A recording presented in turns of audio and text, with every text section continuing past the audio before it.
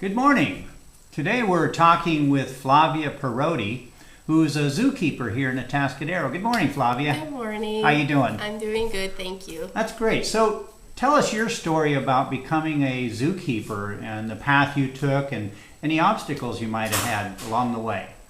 I started as a zookeeper kind of by accident. I was in high school and I didn't know exactly what I wanted to do, but I knew I wanted to work with animals. And when I went to college, I chose to go into biology, and that's my degrees in biology. And still, by the time I graduated from college, I didn't know exactly where I was going to go. I ended up having the opportunity to come to San Diego and take an internship working with birds, which was not necessarily what I was looking into, but I thought it was an opportunity and I should just take advantage of it. Ended up going for the internship and I fell in love with it. So I kind of started my career as an accident, I would say, but things fell in place and I'm very happy with how they had turned out. So you took the opportunities as they came up. Yes, I did. That little background. So what are your favorite moments or your most enjoyable times being a zookeeper? I enjoy taking care of the animals. I love being around them and taking care of them and helping with conservation. And I also enjoy interacting with the public and educating the parents and the kids about conservation and what we do. So it's a very rewarding job. It's a lot of hard work, but we get a lot of good feedback. Speaking of hard work, what are some of the things that people wouldn't ordinarily think about being a zookeeper, the things you have to do?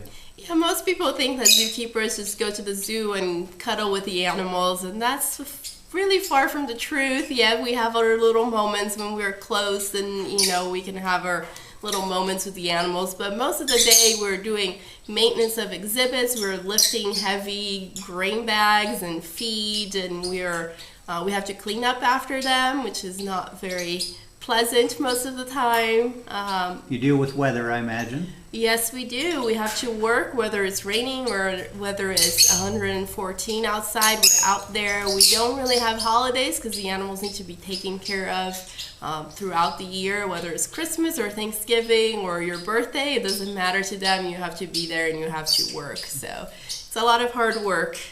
Are there entry-level or volunteer positions that somebody could use to see if zookeeping is for them? Yeah, we do have, we offer job shadowing for high school students. They can come and they can follow a zookeeper for a day with us. We also have internship opportunities through Cal Poly, and we have volunteer programs as well.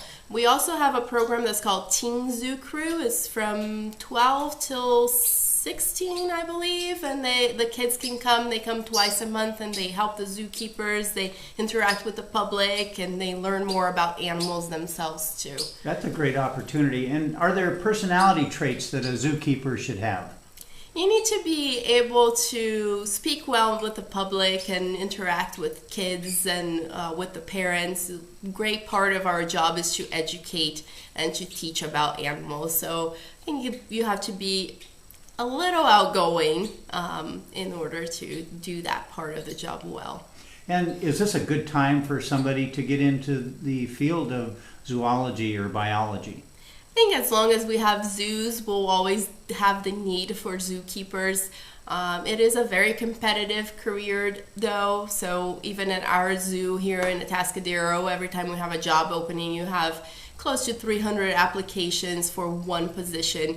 But there's always the need for zookeeping. There will always be the need for people to take care of animals as long as we have animals in captivity. Yep, as long as we have zoos, huh? Yep. Well, thank you very much for taking the time talking to us today about becoming a zookeeper, and we'll see you at the zoo. Yes, you will. Thank you. Bye-bye.